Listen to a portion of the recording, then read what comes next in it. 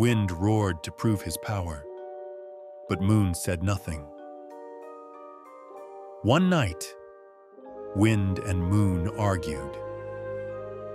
"I'm the strongest," boomed Wind. "I shake mountains and tear trees from the ground." Moon just smiled.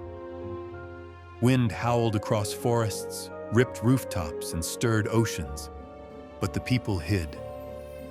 Doors slammed shut. Lights turned off. No one came out to watch. Then Moon rose. Silent, gentle. Children pointed. Lovers paused. The world looked up, and Wind fell quiet. "I see now," he whispered.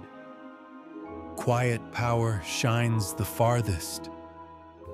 Do you chase attention or let your light speak?" Subscribe for more timeless stories from around the world.